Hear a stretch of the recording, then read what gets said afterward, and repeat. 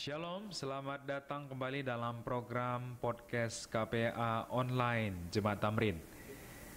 Senang sekali dapat bertemu dengan Bapak Ibu, saudara-saudara sekalian di mana saja Anda berada. Dalam 1 jam ini, kita akan kembali bersama-sama di dalam belajar firman Tuhan. Dan saya yakin dan percaya, firman Tuhan yang akan memberikan satu semangat bagi kita untuk bertumbuh bersama, mengenal Tuhan dan juga membentuk karakter kita menjadi karakter yang meniru karakter Tuhan Yesus. Baik Bapak Ibu, saudara-saudari yang terkasih dalam Tuhan Yesus, bagaimana kabar Anda hari ini semuanya? Tentu semua kita dalam keadaan sehat-sehat ya, sekalipun masih dalam suasana pandemi dan kita tahu sudah terjadi penurunan penurunan level ya, level PPKM. Mudah-mudahan kita harapkan dalam hari-hari ke depan keadaan bisa kembali normal dan kita bisa tetap selalu bersemangat di dalam beribadah, terutama memuji dan memuliakan Tuhan.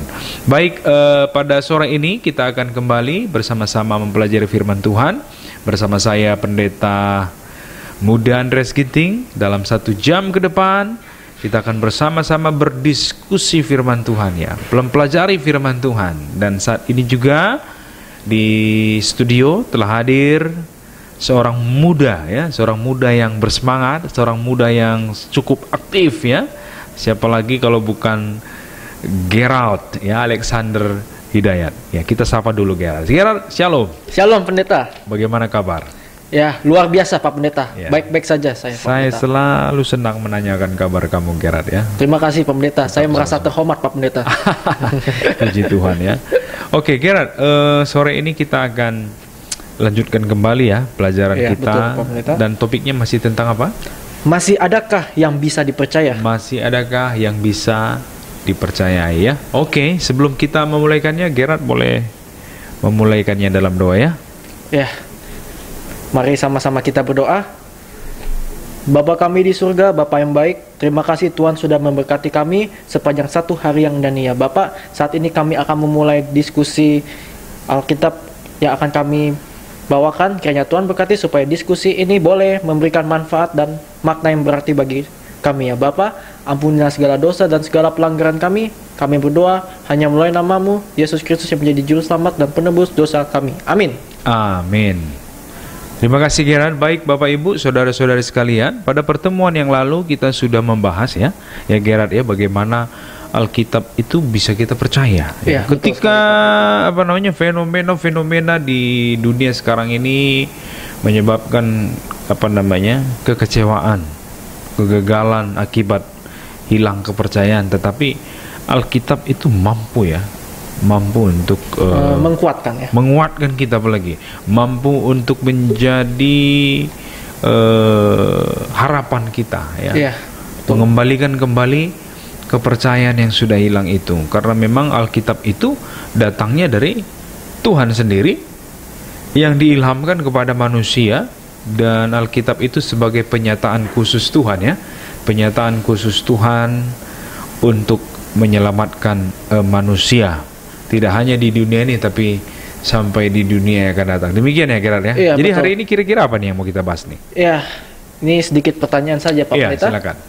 Kira-kira dampaknya apa ya Pak Pendeta jika solusi yang ditawarkan Alkitab ini dipraktikkan atau diimplementasikan semua orang Pak Pendeta? Oh, sudah pasti ya. Kalau solusinya apa, dampaknya apa ya, itu sudah pasti damai sejahtera. Puji, amin. Sudah pasti ada satu kebenaran ya. Jadi kalau kebenaran itu diutamakan, maka di sanalah terjadi sukacita. Di sana terjadi damai sejahtera ya. Kalau sudah damai dan sejahtera hidupnya, di sanalah kelengkapan dan kebahagiaan manusia ya. Jadi Alkitab ini memiliki dampak yang besar, dan ini bisa dirasakan oleh orang-orang yang punya banyak kesaksian, punya banyak pengalaman bagaimana hidup mereka berdampak. Ketika tadinya mereka tidak percaya kepada Tuhan, percaya kepada Tuhan. Ketika tadinya mereka tidak pernah membaca Alkitab, dan sekarang membaca Alkitab ya. Kalau ya nggak usah jauh-jauh, kita saja merasakan hal yang sama. Ya, kamu betul. setuju nggak kalau Pak Pendeta katakan demikian? Saya setuju Pak Pendeta. Ya. Kalau kamu sendiri bagaimana pengalamannya? Ya, Pernah nggak ada satu pemikiran. Dulu saya sebelum baca firman Tuhan ini, hidup saya itu berbeda, tapi setelah saya baca saya semakin lebih berbeda. Pernah nggak punya? Ya, saya melihat bahwa Alkitab ini bagi saya membawa perubahan besar dalam kehidupan saya, yang tadinya biasa-biasa saja bisa menjadi sesuatu yang berarti, Pak Pendeta. Sesuatu yang berarti apa kira-kira? Artinya sesuatu yang berarti ini kita bisa memberikan manfaat bagi banyak orang, Pak Pendeta. Kita bisa menjadi terang bagi siapapun. Kita bisa di tengah kesulitan yang kita hadapi, kita masih memiliki pengharapan, Pak Pendeta. Jadi lebih kepada manajemen hidup ya? Iya, betul sekali. Lebih kepada pengaturan tentu, diri ya, kalau kita bilang Alkitab ya. ini bagi saya ini bisa menguatkan semacam vitamin ketika kita sakit. Salah satu solusi yang ada adalah kita meminum obat dan kesakitan kita lama-lama berkurang. Nah, Alkitab itu seperti vitamin, Pak Pendeta.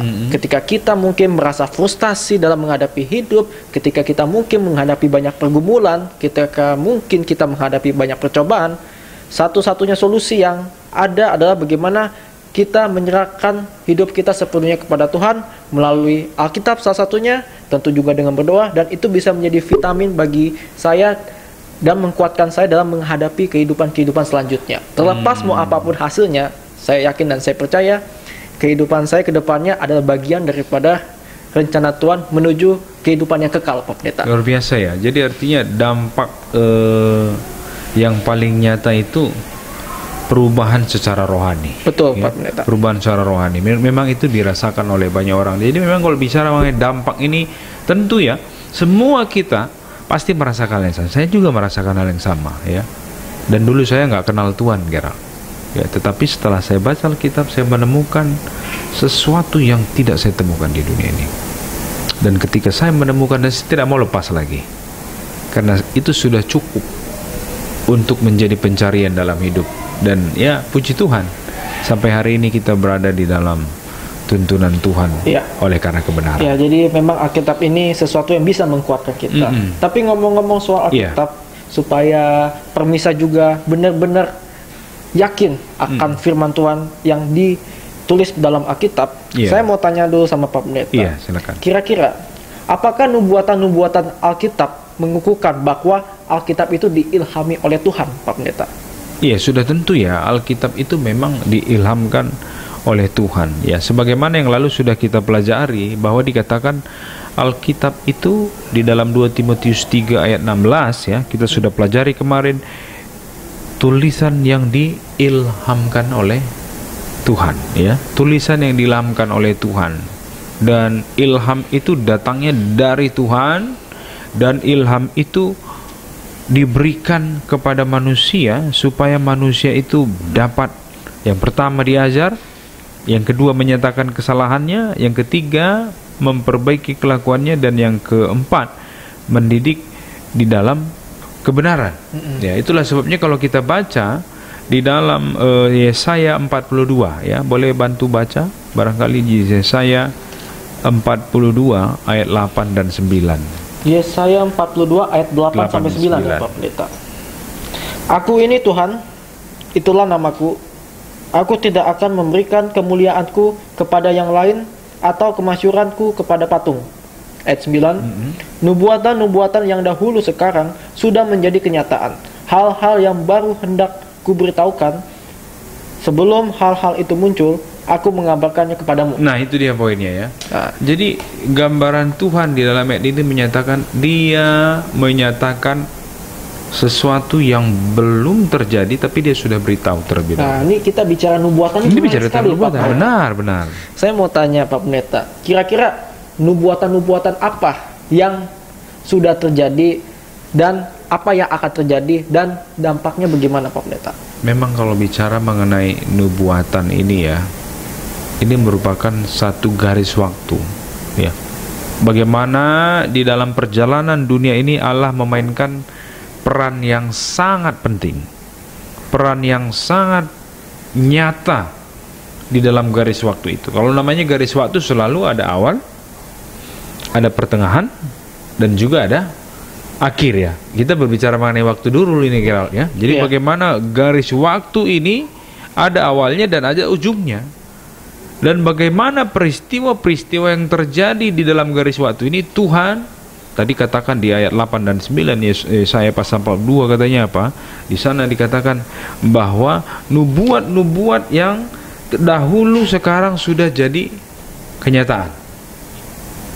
Hal-hal yang baru hendak ku beritahukan, kata Tuhan. Sebelum hal-hal itu muncul, aku mengabarkannya kepadamu. Salah satu yang terkenal di dalam Alkitab ini yaitu mengenai nubuatan yang ada di dalam Daniel pasal 2 ya. Kita nggak bahas secara spesifik di sana, tetapi Bapak Ibu, saudara-saudari sekalian bisa baca di rumah ya untuk mendalaminya. Nanti kita ada sesi khusus untuk itu ya. Paling tidak Daniel pasal 2 ini ketika ada seorang raja yang bernama Nebukadnezar mengalami mimpi ya. Sedang bermimpi di tempat tidurnya, dan kemudian ketika dia bermimpi, mimpi itu menggelisahkan hatinya. Dan kita tahu Raja Nebukadnezar ini adalah raja dari satu negara yang paling kuat di dunia pada saat itu, Babylon ya. Dan Babylon ini adalah negara adidaya, super power pada zaman itu. Ya, sekarang Irak sama Suriah ya Pak Pendeta ya.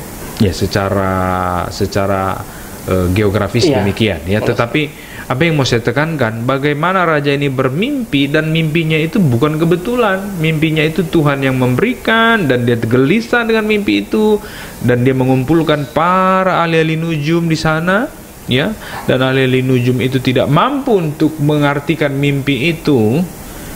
Namun Daniel, nabi Tuhan, dipilih Tuhan untuk menafsirkan mimpi itu, menerjemahkan mimpi itu. Dan mimpi itu adalah sebuah patung yang tingginya 66 ya, 66 hasta dikatakan ya. Kemudian juga patung itu terdiri dari beberapa logam ya, 4 logam ya. Logam dia kepala terdiri dari emas, kemudian dada dari perak, kemudian dia punya perut sama pinggang dari tembaga.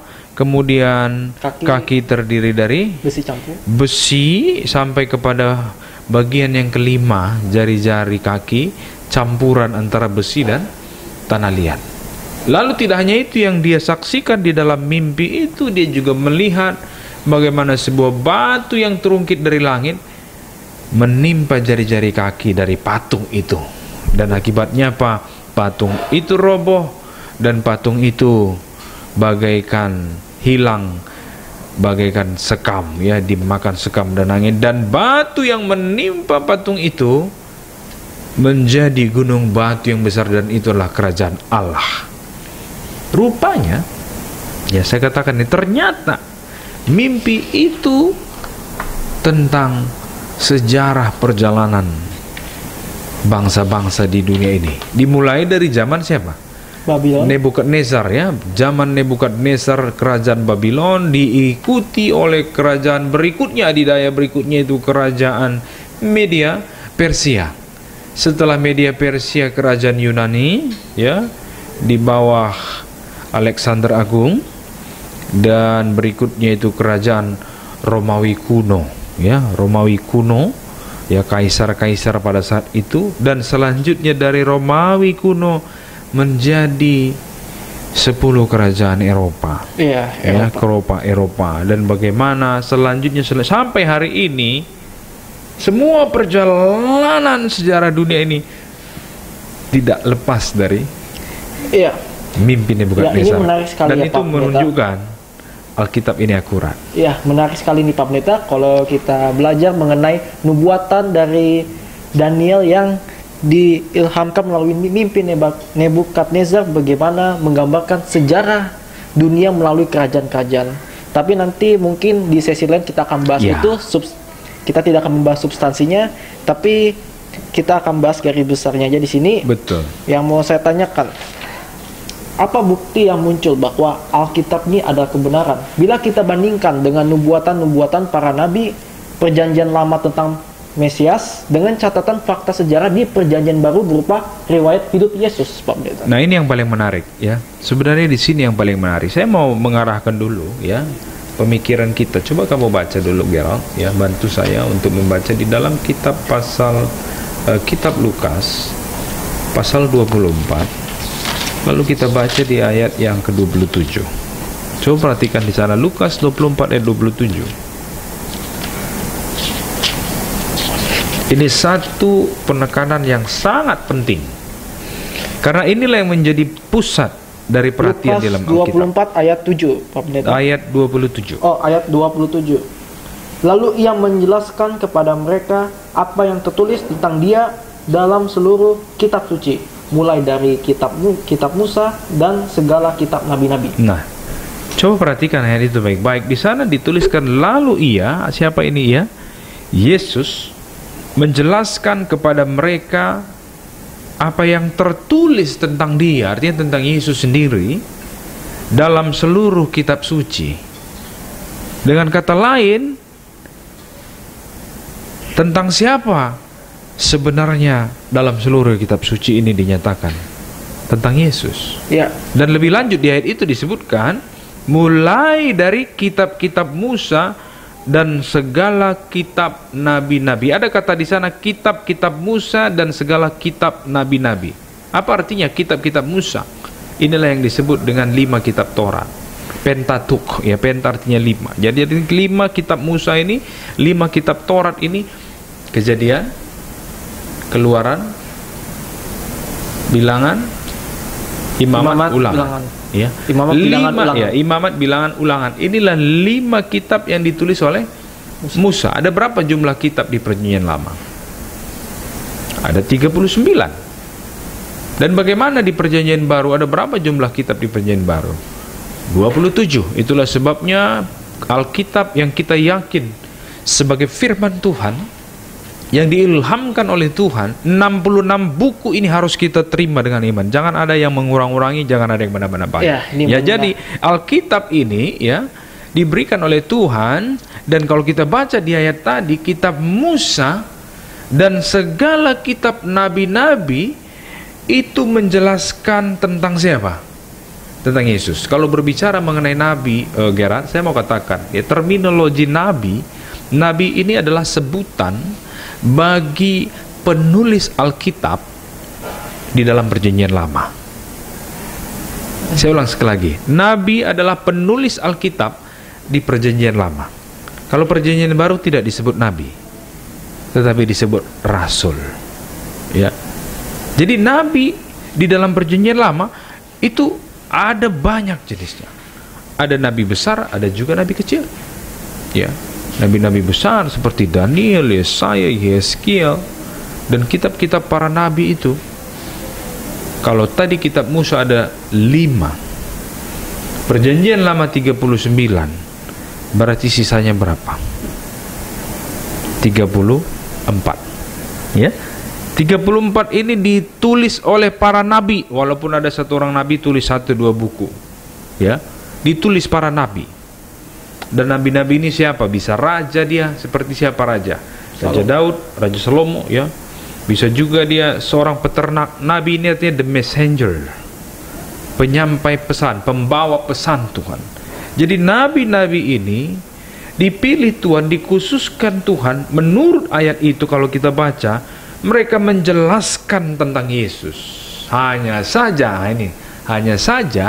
Yesus di Perjanjian Lama disebut sebagai Mesias. Nah, di Perjanjian Baru Yesus tidak lagi disebut Mesias, tetapi disebut Kristus. Nah, arti Mesias dan Kristus ini memiliki makna yang sama. Kalau Mesias dia belum datang, kalau Kristus dia sudah datang. Jadi kita sekarang ini bukan lagi menunggu Mesias. Apa yang kita tunggu, Pak Pendeta? Kita menunggu Kristus, dan Kristus sudah datang, dan kita sedang menunggu dia untuk datang ke berapa kali? Kedua kali. Karena di dalam Yohanes 14 dia berjanji, apa katanya? Jangan gelisah hatimu, sebab aku pergi kepada Bapa untuk menyediakan tempat bagimu. Dan nanti kalau sudah selesai bagaimana? Aku akan, apa kata Yesus? Datang kembali untuk membawa kamu ke tempat di mana aku berada. Inilah penantian kita hari ini. Jadi Mesias itu di perjanjian lama itu sudah digenapi ketika datang dia, dicatat di perjanjian baru, disebut dengan Kristus, dan kita sedang menunggu dia datang kedua kali nanti menjemput umat manusia yang sudah dimeteraikan oleh Tuhan. Jadi seluruh Alkitab ini, saya kembali lagi ke pertanyaan kamu tadi, baik perjanjian lama dan perjanjian baru, menurut Lukas pasal 24 ayat 27, pernyataan Yesus sendiri menjelaskan tentang dia, dan dikatakan seluruh kitab suci, ya. Jadi ini yang menarik. Artinya di perjanjian lama dia belum lahir, tapi sudah dituliskan bagaimana dia akan lahir. Di perjanjian lama juga dituliskan bagaimana dia akan menjadi bayi yang lahir dari rahim seorang perempuan. Dan tidak hanya itu, bagaimana dia mati, bagaimana dia bangkit, bagaimana dia dihianati. Sebelum itu terjadi, sudah dituliskan oleh para nabi di perjanjian lama. Dan kita menyaksikan kisah Yesus yang begitu indah di dalam perjanjian baru, kitab Injil. Semuanya tergenapi. Jadi sebenarnya Alkitab ini berbicara tentang siapa? Berbicara tentang Yesus. Siapa itu Yesus? Anak Allah yang diutus dari sorga, menjadi manusia hidup di tengah-tengah kita. Dan memang banyak orang yang sulit untuk menerima keadaan ini, dan jangan pernah tanya kenapa. Dan ini diberikan Tuhan, Yohanes 3:16 katakan apa? Supaya setiap orang yang percaya kepadanya Tidak binasa. tidak binasa, melainkan beroleh hidup yang kekal. Kisah 4 ayat 12, dan keselamatan tidak ada selain di dalam Dia, yang olehnya manusia diselamatkan. Artinya apa? Tuhan sudah memberikan jalan keselamatan yang begitu besar bagi kita. Tinggal pilihan itu tergantung Gerard. Pilihan itu tergantung saya. Pilihan itu tergantung kita semua. Nah, ini menarik sekali nih ya, Pendeta. Ini berhubungan dengan pilihan. Hidup ini pilihan, ya. Setiap hari kita dihadapkan dengan pilihan. Dan pilihan itu yang menentukan kita mau hidup atau kita mau mati. Kita mau bahagia atau kita mau tidak bahagia. Kita mau berhasil atau kita tidak mau berhasil. Kita mau hidup di dalam jalan Tuhan atau kita tidak hidup di dalam. Pilihan itu ada pada kita. Pilihan ini yang berharga. Pilihan ini yang Tuhan selalu mintakan kepada kita untuk kita nyatakan.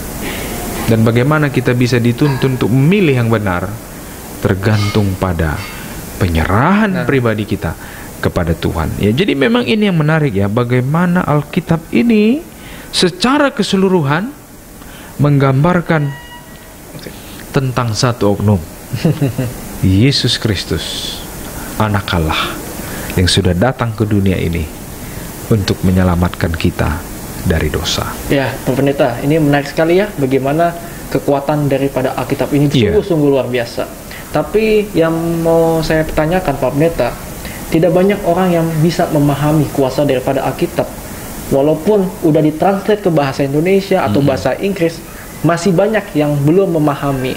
Nah, apakah Pendeta punya saran atau punya bimbingan bagaimana caranya supaya yang tidak paham ini setidaknya tahu bagaimana kuasa daripada Alkitab ini, Pak Pendeta? Iya, Alkitab ini mempunyai kuasa kalau kita memulaikannya dengan doa. Ya, kita perlu berdoa sebelum kita membaca firman Tuhan. Namanya pun firman Tuhan, ya. Dan ketika kita meyakini Alkitab ini firman Tuhan, yang bekerja bagi manusia di sana adalah Roh Kudus. Ya. Nah, Pak Pendeta, seringkali Pak Pendeta orang suka multitafsir dalam memaknai Alkitab. Betul. Menurut Pak Pendeta, kira-kira kenapa seperti itu, Pak Pendeta? Apakah karena ada orang yang berusaha untuk menonjolkan kepentingannya dia sehingga dia mencari dalil bahwa kepentingannya itu benar padahal salah, atau bagaimana? Nah, di situ sering letak kegagalan manusia di dalam memahami Alkitab. Ya, ketika dia menjadikan Alkitab untuk mendukung opininya. Ya. Ketika dia menjadikan Alkitab untuk mendukung pikirannya. Ya. Ketika dia menjadikan Alkitab untuk menjadi dasar pembenaran dirinya, di situ jadi persoalan. Padahal itu bukan hal yang tepat sebelum kita menginterpretasi Alkitab. Jadi bukan kita yang didukung oleh Alkitab. Karena Alkitab ini firman Tuhan, bukan kita yang didukung oleh Tuhan, tetapi harus kita yang mendukung siapa? Tuhan. Yang tepat seperti apa, Pak Pendeta? Kita harus meninggikan Alkitab ini. Ketika kita membaca Alkitab, kita harus kosongkan pikiran kita. Arti kosongkan di sini ya, kita harus rendahkan hati kita. Buang semua ego ya, Pak Pendeta. Buang semua ego kita, dan kita nggak bisa buang ego kita. Makanya saya katakan kita harus mulai dengan doa. Kenapa kita berdoa? Kita sedang mengundang hadirat Roh Kudus untuk memurnikan pikiran kita yang salah, untuk memurnikan hati kita yang bengkok, untuk mengosongkan kedagingan kita agar diisi oleh apa? Kuasa Roh Allah. Dan saat kita membaca firman Tuhan, ya, dan membaca firman Tuhan ini juga kita harus memang mengikuti apa yang sesuai dengan konteks. Ya. Kegagalan banyak orang di dalam membaca Alkitab ketika dia tidak memahami konteks. Ya. Berbicara tentang apa, dia tafsirkan tentang apa. Ya. Ada banyak contoh saya bisa bagikan. Seperti contoh di dalam 1 Korintus pasal, ya, di Kisah Para Rasul pasal 10. Kalau kita perhatikan di Kisah Rasul pasal 10, di sana bagaimana Tuhan ingin menceritakan kisah tentang seorang Cornelius, perwira Italia. Perwira Italia ini hatinya jujur, tulus, dan Tuhan sayang sama orang-orang yang demikian. Dan ketika Tuhan melihat seorang Cornelius seperti ini, Tuhan gak mau dia binasa. Dan dia belum mengenal Injil. Dan Tuhan bekerja di dalam kehidupan Cornelius dan keluarganya. Tuhan mengirimkan malaikat. Dan pada saat yang bersamaan Tuhan bekerja di dalam diri seorang Petrus. Dan singkat cerita, Petrus diutus oleh Tuhan untuk menjadi saksi bagi siapa? Cornelius. Dan apa yang terjadi? Singkat cerita, Petrus pun datang bertemu dengan Cornelius. Tapi Petrus ini orang Yahudi. Orang Yahudi ini fanatiknya luar biasa, kira. Jangankan dengan orang non-Yahudi, kena bayangan orang Yahudi saja, Pak. Najis gua gitu ya. Kena, bayangin ya. Sampai seperti itu ini seorang Petrus. Tetapi Tuhan memberikan satu pelajaran kepada Petrus. Dia turunkan katanya apa? Satu kain dari dalam penglihatan itu, dan di dalam kain itu ada apa? Di dalam kain itu ada jenis binatang haram dan halal. Lalu Tuhan perintahkan apa? Makan.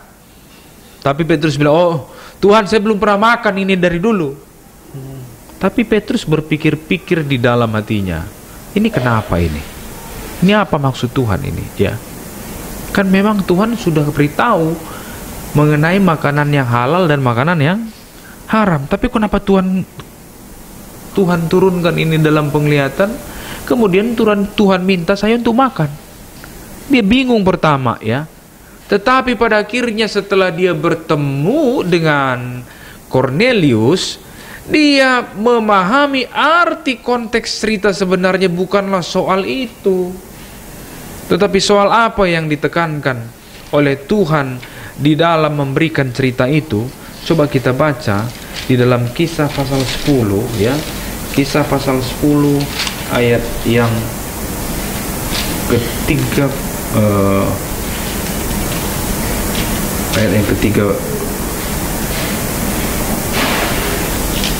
30. Coba baca. Kisah para Rasul 10 ayat 30, Pak Pendeta. Iya. Kisah para Rasul 10. Iya, ayat 30. Di sini Cornelius menjawab, 4 hari yang lalu, kira-kira pada waktu yang sama seperti sekarang, yaitu jam 3 petang, aku sedang berdoa di rumah. Tiba-tiba ada seorang berdiri di depanku, pakaiannya berkilau-kilauan. Oke, terus lanjutkan. Dan ia berkata, Cornelius, doamu telah didengarkan Allah, dan sedekahmu telah diingatkan di hadapannya. Oke, Gerard, coba kamu perhatikan ya, di ayat yang ke-34, di sana penekanannya. Sesungguhnya aku telah mengerti bahwa Allah tidak membedakan orang. Jadi Tuhan ingin memberikan satu penekanan kepada Petrus, kalau kau mau beda-bedakan orang, aku tidak bedakan orang, kata Tuhan. Jadi ilustrasi makanan yang dianggap najis, bangsa non-Yahudi yang dianggap najis, Tuhan sedang mengajar Petrus bahwa Cornelius bukan orang yang najis, bahwa Tuhan tidak membedakan orang. Jadi konteksnya sebenarnya mengenai penginjilan atau makanan? Penginjilan pasti. Penginjilan. Tetapi banyak orang kutip ayat ini untuk menyatakan apa? Ini soal makanan, apa yang sudah dihalalkan oleh Tuhan, nggak boleh diharamkan oleh manusia. Konteksnya beda. Tuhan tidak berbicara tentang makanan. Ini Tuhan sedang berbicara bagaimana mudahnya manusia itu membuat pembedaan antara manusia lain dengan manusia yang lain.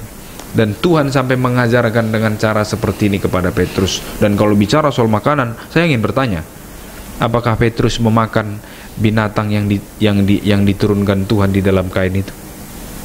Tidak ada juga yang dimakan, karena itu bukan sesuatu yang nyata, itu penglihatan ya. Artinya apa? Konteks itu harus dipahami ketika kita membaca firman Tuhan. Kegagalan kita memahami konteks, maka kegagalan berikutnya akan mengikuti pada saat kita memahami firman Tuhan. Jadi konteks itu harus dimulai dari ayat, kemudian kepada perikop, dari perikop kepada pasal, dari pasal kepada buku, dari buku ini ada perjanjian lama, perjanjian baru. Kita harus paham, dan penulis berapa kali menuliskan ini tentang hal ini, kita harus paham. Itu secara praktis ya. Saya ingin mengarahkan kita semua untuk memahami bagaimana membaca Alkitab ini dengan cara terbaik, sehingga kita tidak kehilangan apa? Tidak kehilangan arah, dan kita bisa betul-betul memahami apa yang Tuhan kehendaki dan menjadikan firman-Nya sebagai pedoman hidup kita. Bagus sekali Pak Pendeta. Bagaimana kita harus mengutamakan Tuhan, terutama berdoa untuk bisa memahami isi daripada Alkitab itu. Betul. Ya, Pak Pendeta. Nah, saya mau tanya lagi Pak Pendeta. Ya. Ini kita berbicara mengenai nubuatan Pak Pendeta. Tentu kalau kita berbicara mengenai nubuatan, ini pasti akan berpatok kepada sejarah Pak Pendeta. Betul. History. Wah, ini kalau bicara sejarah menarik sekali ya Pak Pendeta, karena gak banyak orang paham sejarah. Karena untuk memahami sejarah itu analisisnya harus kuat, apalagi menghafal nama tahun, nama raja dan lain sebagainya. Iya, kronologis. Iya, betul. Sejarah dalam Alkitab ini penting sekali kita ketahui supaya kita tahu bagaimana nubuatan yang akan datang dan bagaimana kita bisa bersiap-siap, Pak Pendeta. Nah, ada tips nggak buat kita, terutama bagi kaum muda, untuk bisa bersiap-siap menghadapi nubuatan yang akan datang ini? Gimana Pak Pendeta? Ya, sebagai orang-orang muda ya, atau sebagai kita yang menjadi pelajar Alkitab dan kita mau rindu dipimpin oleh firman Tuhan, ketika engkau membaca Alkitabmu, selalu mulai dengan doa. Dan ketika engkau membaca Alkitab, engkau harus temukan di dalam pikiranmu apa yang Yesus ingin katakan kepada saya mengenai ayat ini, apa yang Yesus ingin katakan kepada saya mengenai pasal ini, apa yang Yesus ingin katakan kepada saya mengenai perikop ini, apa yang Yesus ingin katakan mengenai buku ini. Dan saat kita belajar mengenai nubuatan ya, kita harus membandingkan antara satu dengan yang lain ya. Kalau nubuatan itu berbicara mengenai apa? Mengenai waktu ya. Waktunya ini selalu ada awal dan ada akhir ya. Inilah namanya sistematis. Kalau dalam istilah lain sistematis, sistematika teologi. Mulai dari awal, pertengahan sampai akhir. Dan jadikan Alkitab ini sebagai panduan di atas semua buku-buku sejarah yang lainnya di dunia ini. Ya. Kalau Alkitab membicarakan secara garis besar, dan pada saat-saat tertentu ada hal yang detail dinyatakan di dalam, tinggal kita apa? Perbandingkan dengan buku sejarah yang ada di dunia ini. Jadi artinya apa? Buku sejarah di dunia ini melengkapi apa yang ada di dalam Alkitab. Bukan Alkitab melengkapi buku sejarah yang di dunia ini. supaya kita nggak salah formulasi ketika kita ingin menyelidiki mengenai peristiwa tahun maupun waktu serta tempat di dalam nubuatan-nubuatan ini. Demikian yang bisa saya sedikit tambahkan sehubungan dengan semangat untuk belajar sejarah dalam kitab ya. Membutuhkan tantangan sekali ya Pak Pendeta untuk bisa memahami nubuatan. Tapi kita bicara sekarang Pak Pendeta, kira-kira apa sih nubuatan yang bisa kita rasakan saat ini yang mengarahkan kepada kita bahwa nubuatan yang akan datang ini akan segera datang Pak Pendeta, yang bisa kita rasakan. Contoh satu, katakanlah pandemik yang saat ini kita hadapi, baik Indonesia ataupun seluruh dunia mengalami, yang berdampak besar bagi kehidupan banyak masyarakat. Kira-kira apakah ini adalah salah satu bagian daripada nubuatan tentang peristiwa yang akan datang dari nubuatan itu sendiri Pak Pendeta? Ya sudah tentu ya, kalau kita berbicara mengenai nubuatan, apa yang kita sedang alami hari ini pun merupakan bagian dari nubuatan itu sendiri. Dan bahkan termasuk penyakit sampar atau termasuk virus ya, pandemik. Dan ingat, pandemi ini bukan yang pertama ya, virus ini bukan yang pertama di dunia ini. Tetapi kalau kita lihat bagaimana virus yang terjadi sekarang, ini berbeda dengan virus-virus yang terjadi tahun-tahun sebelumnya. Tetapi Yesus sudah memperingatkan bahwa di dalam Lukas pasal 21, Lukas 21 ayat 11, kamu boleh bantu baca ya. Lukas pasal 21 ayat yang ke-11. 21 ayat 11. Di sana Yesus sudah memberikan satu amaran ya.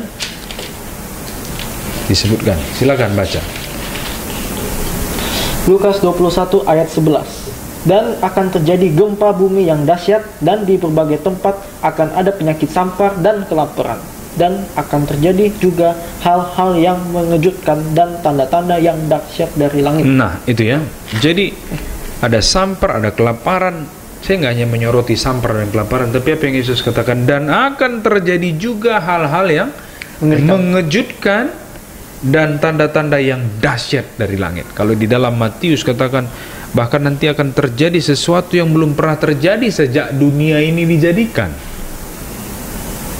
Dan Yesus sudah memberikan nubuatan ini sebagai alarm bagi kita hari ini, sebagai peringatan bagi kita, warning call, supaya kita boleh menyadari panggilan kita, supaya kita boleh menyadari kehidupan kita, supaya kita boleh menyadari keberadaan kita di dunia ini bukan kebetulan, dan kita sedang berjalan ke dalam satu garis akhir yang Alkitab juga sudah sampaikan, yang Yesus juga sudah sampaikan, bahwa semua ini akan diakhiri nanti dalam satu peristiwa ketika Yesus datang yang kedua kali. Dan saat dia datang kedua kali, kalau kita baca dalam 1 Tesalonika 4 ayat 16, katakan, ketika sangkakala Allah akan berbunyi, maka Tuhan sendiri akan turun ya, dan dia akan membangkitkan orang-orang yang mati di dalam Yesus, dan juga membawa kita yang hidup untuk menyongsong Tuhan di angkasa. Jadi endingnya ini cukup jelas ya. Kalau saya lihat, inilah pengharapan kita hari ini. Dan Alkitab patut untuk kita percaya, tidak hanya memberitakan mengenai garis nubuatan itu, tetapi bagaimana persiapan kita hari ini untuk menyongsong akhir dari sejarah, akhir dari nubuatan yang disampaikan oleh Alkitab. Ya, memang nubuatan ini sangat menarik sekali kita bahas. Mungkin kita akan adakan sesi khusus untuk bahas mengenai nubuatan. Boleh. Tapi saya mau tanya sekali lagi Pak Pendeta, apa peristiwa sejarah yang sangat penting yang terjadi di dalam dunia ini yang membuat kita semua menyorot kuasa dan daya tarik Alkitab sebagai tampak begitu gemilang Pak Pendeta? Ya, artinya bahwa ketika kita hidup hari ini ya, satu peristiwa yang akan kita nantikan, yaitu peristiwa yang sangat penting yang terjadi di dunia ini, sangat penting terjadi, yang membuat kita melihat bahwa ini seperti inilah kekuatan daripada Alkitab itu Pak Pendeta. Ya, bahwa semua nubuatan-nubuatannya sudah tergenapi. Dan kita percaya nubuatan yang terakhir sekali, bahwa Yesus akan datang kembali. Dan sebelum Yesus datang kembali, akan terjadi kesusahan yang belum pernah terjadi sejak dunia ini dijadikan. Dan kita harus tetap setia untuk selalu beriman kepada Yesus. Dan kalau kita setia kepada Tuhan, itu bukan dimulai nanti, tapi dimulai hari ini, maka kita akan terbiasa dalam kesetiaan untuk mewarisi kerajaan surga yang Dia telah sediakan. Demikian yang bisa saya sampaikan untuk waktu ini, Gerard, dan semoga semua Bapak Ibu ya, saudara-saudari bisa selalu mencintai firman Tuhan ya. Amin. Selalu hidup berdasarkan firman Tuhan. Demikian juga ya Gerard dan saya, semua kita ya, saya senang untuk pelajaran-pelajaran seperti ini bisa memperlengkapi kita dan menambah keyakinan kita untuk mencintai Alkitab ya. Oke, Gerard, barangkali kita nyanyi dulu ya. Iya, sepertinya Pak Pendeta yang menentukan lagunya nih kayaknya. Kamu suka lagu apa ini? Ya, Pak Pendeta, kasih saran dong Pak Pendeta. Saya ada satu lagu ya. Ini adalah lagu tentang bagaimana mengingatkan kita kembali ya, bahwa Alkitab ini sumber kebenaran, sumber terang, sumber kehidupan. Makanya disebut sabda hidup yang kekal. Dia nggak pernah berubah. Manusia boleh berubah, tapi Tuhan tidak pernah berubah. Amin. Ya, dan inilah sabda yang kekal, dan kita harus nyanyikan berulang-ulang.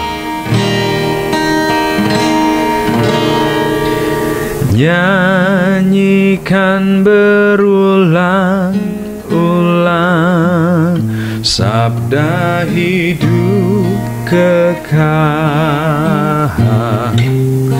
yang sungguh merdu dan terang, sabda hidup kekal, sabda yang terindah yang beriku percaya, sabda ajaib, sabda ajaib, sabda hidup kekal, sabda ajaib, sabda ajaib, sabda hidup kekal. Kristus memberi pada kita sabda hidup kekal. Dengarkanlah panggilannya, sabda hidup kekal. Diberinya percuma yang pimpin ke surga, sabda ajaib, sabda ajaib, sabda hidup kekal, sabda ajaib, sabda ajaib, sabda hidup kekal. Suara Injil menyatakan sabda hidup kekal, memberi damai dan ampunan, sabda hidup kekal. Yesus Juru Selamat mencurahkan rahmat, sabda ajaib, sabda ajaib, sabda hidup kekal, sabda ajaib, sabda ajaib, sabda hidup kekal, sabda hidup kekal. Amin, puji Tuhan. Amin, Pak Pendeta. Jadi jangan pernah kecewakan Tuhan atas sabda yang Dia sudah berikan bagi kita untuk menolong kita, menuntun kita pada kekekalan. Kita harus selalu gunakan, baca, renungkan, dan biarkan menuntun hidup kita hari ini. Oke? Baik, kita berdoa ya. Mari kita akhiri dalam doa. Bapa di sorga, terima kasih untuk kesempatan hari ini kami boleh terima di dalam mempelajari kembali firman-Mu, meyakini dan menemukan dasar pengharapan kami di dalam firman Tuhan, sabda yang kekal sebagai buku petunjuk dan pedoman kehidupan yang akan menuntun kami selama di dunia ini sampai kami tiba pada kerajaan sorga yang Tuhan telah sediakan. Ajari kami masing-masing dengan kuasa-Mu untuk selalu meyakini bahwa firman Tuhan adalah kekuatan yang kami boleh dapatkan. Ketika kami berjalan di dunia ini, kami tidak sendirian, tetapi firman Tuhan selalu menopang kami. Firman Tuhan menuntun kami di dalam kebenaran. Berkat-Mu kiranya menjadi bagian kami semua, baik kami yang ada di studio bersama dengan Gerald, demikian juga seluruh kru, dan juga Bapak, Ibu, Saudara-saudari sekalian di mana saja berada. Tuhan kiranya selalu limpahkan berkat-berkat-Mu untuk kami boleh tetap bergantung dan berjalan di dalam kebenaran Tuhan. Terima kasih untuk segala kebaikan Tuhan. Kami mau mengucap syukur atas segala firman Tuhan hanya dalam nama Yesus Kristus Tuhan, penebus dan juru selamat kami yang hidup. Amin. Amin. Amin.